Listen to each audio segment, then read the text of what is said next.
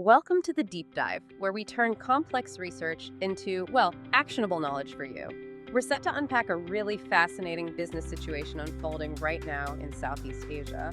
Before we dive in, just a bit of context. This deep dive comes to you from AI-deas, which is part of the Good Business podcast. We're proudly hosted by the PHINMA-DLSU Center for Business and Society, and our shared mission here is promoting business as a genuine force for good. Now, the content we're looking at today, it was initially generated by AI, specifically using Notebook LM based on one key source document.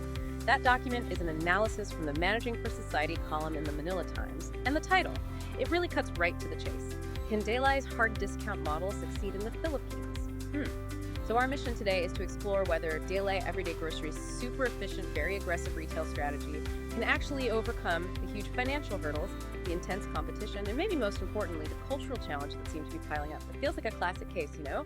Globalization meeting localization head on. That's exactly the lens we need. And to start, we really have to get clear on DLI's core idea. It's this hard discount model. Think German inspiration.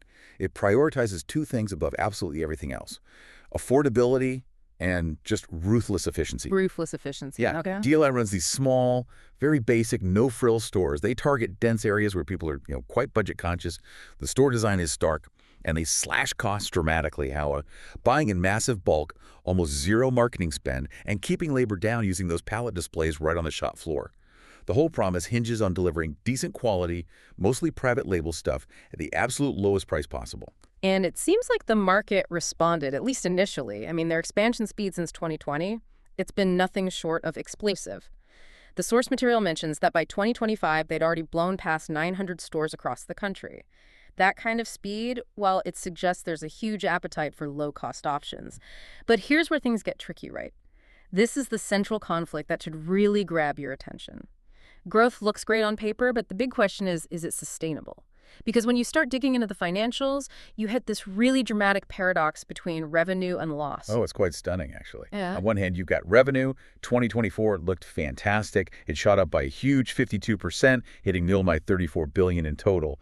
That clearly shows, mass market buy-in, incredible foot traffic, people are going there. 34 billion. Okay. Right. Now, hold that positive thought and look at the costs.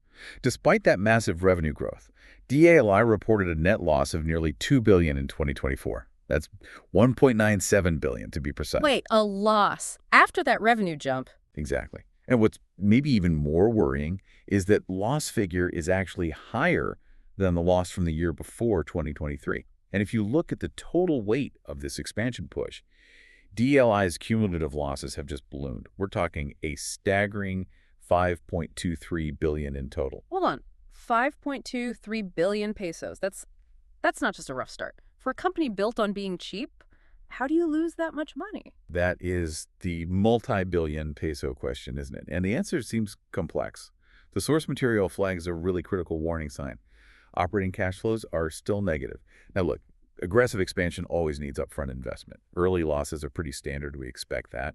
But the sheer size of these losses and the fact they're persisting, even growing, it suggests something isn't quite right fundamentally. It points towards maybe inefficiencies in their operations that haven't scaled well, or perhaps inadequate cost controls.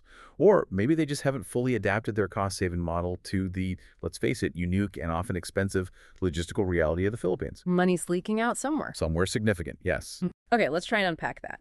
If this German hard discount model is meant to be so watertight, why is it leaking cash specifically in the Philippines? And I suspect the answer takes us beyond just internal finances. Maybe into external resistance, cultural factors.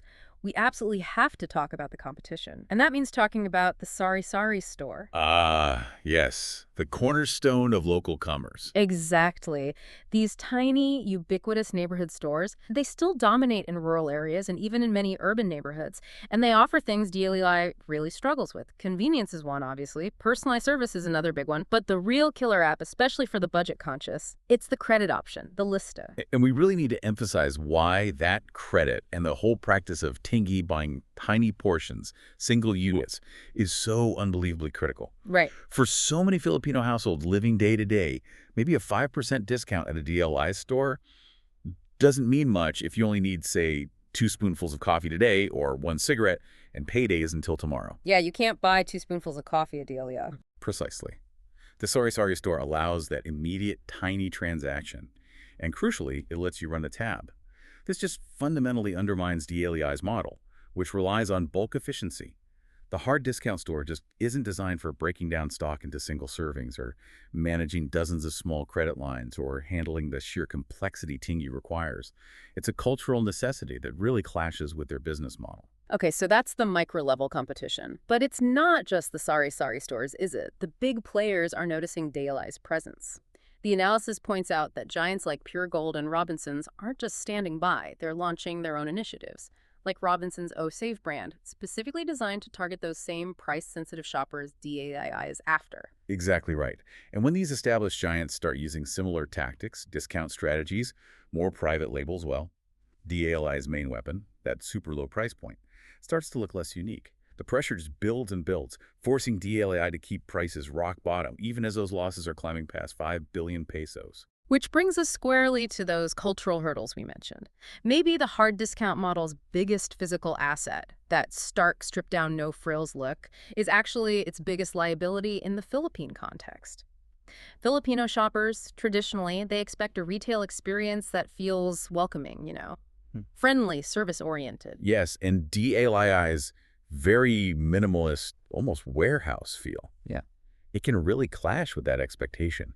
And it might go deeper than just preference. It could tie into trust. If a store looks too basic, maybe even a bit untidy because of those pallet displays, some consumers might subconsciously link that stripped-down look with lower quality products. Even if the products themselves are fine. Even if they're perfectly good quality, yes. Mm-hmm. That visual association is powerful. That's a huge psychological barrier then, especially for building long-term loyalty. So the takeaway seems to be DALI can't just copy-paste the German model. They need some kind of radical localization, something that somehow keeps the efficiency but also embraces the cultural expectation for service, for warmth. That's the tightrope they have to walk. So, okay, this pivots us to the path forward. If DLI wants to stabilize, stop bleeding cash, billions, transformative leadership seems essential. The analysis suggests step one has to be a relentless focus on operational optimization, getting their house in order. Absolutely. Leadership has got to shift the focus away from the maybe vanity metric of just store count towards the critical need for profitability. And that likely means a clear decision. Yeah. Slow down the expansion, maybe put the brakes on chasing that 1,000 store target for a bit. Instead, stabilize the finances. Focus on improving the performance of the stores they already have. Makes sense. And that involves efficiency measures, like really digging into streamlining supply chains, improving cost management within each store, making sure any future growth is actually sustainable, not just fast. Okay, but here's where I feel a tension. You're saying optimize operations, which usually means cutting costs, right? Yeah. But at the same time, you're saying they need to tackle the customer engagement problem. That personalized touch is the sorry store's strength. If DALI invests in, say, better employee training, empowering staff for service, doesn't that add significant new cost? Doesn't that kind of undermine the whole hard discount philosophy? That is the core tension, absolutely. And the answer probably lies in being very surgical with investment, not just throwing headcount at it. They likely can't afford huge increases in staff numbers. The solution might be investing in the quality of their existing lean teams. Better training, yes, but focused on customer relations, empowering that small frontline team to create positive, maybe even memorable interactions, even within the efficient model. So using people smarter, not just adding more people. Exactly. It's about using cultural sensitivity as a kind of force multiplier for the budget they have, rather than seeing service purely as an extra cost line. You try to build relationships without breaking the bank on payroll, leveraging people for cultural impact. That's a nuanced approach. Okay, beyond the staff, the analysis points towards deeper market adaptation and innovation. They really need to stop acting like a German retailer in Manila and start acting like a Filipino retailer. Yes, embracing the local context fully. Which means things like product localization, really tailoring what's on the shelves to regional tastes, cultural norms, going beyond just basic private labels. It could mean exploring community-focused promotions, trying to genuinely become part of the neighborhood fabric. And I think this is critical They have to find a way to address that tingy and credit issue head on. That's the elephant in the room, isn't it? It really is. If DLI could somehow introduce flexible payment options, maybe installment plans for slightly larger purchases, or perhaps some kind of digital credit system that mimics the local Lista environment, if they could do that, they could potentially neutralize our Sarsour's biggest advantage for many households. That feels like it could be a real game changer. And innovation is probably the only route to delivering that kind of complexity without completely destroying their low-cost structure. Technology has to be key, not just for cost-cutting, but for gaining a competitive edge and building loyalty. How so? Well, using sophisticated digital tools like better inventory management systems could directly attack those operational leaks we talked about earlier, streamline things internally, and then customer-facing tech. Things like user-friendly e-commerce platforms, maybe click and collect, or developing loyalty programs. These could attract younger, tech-savvy consumers. And crucially, these digital tools generate valuable data, insights into what people are actually buying, when, where. That allows for much smarter, more localized decisions about products, services, making every inventory peso count. This has been a really fascinating look at a company at a genuine crossroads. DLI clearly tacked into something powerful with its affordability focus, especially for underserved communities. But its long-term survival really seems to hang on navigating these huge financial and cultural reforms. It's a moment of truth for them. It truly is. The future of this hard discount model in the Philippines really hinges entirely on DLI's ability to find that very precise, very difficult balance. Balancing that core foundation of ruthless cost efficiency with genuine cultural sensitivity and real market adaptability.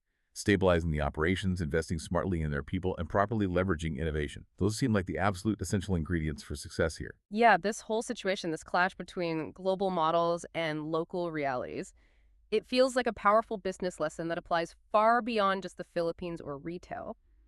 So here's a final thought for you, our listener, to mull over, drawing from all this.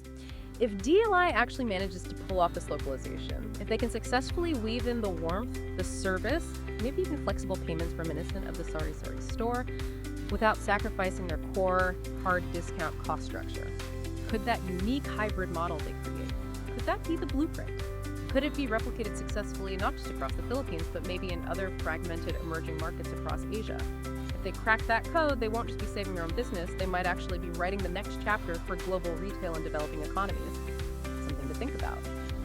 Thank you for joining us for this deep dive into the forces shaping Filipino retail today. We'll leave you with this final takeaway, a direct quote from the analysis we explored. Ultimately, DLA's success will depend on its ability to balance its cost-efficient approach with cultural sensitivity and market adaptability. We'll catch you on the next deep dive.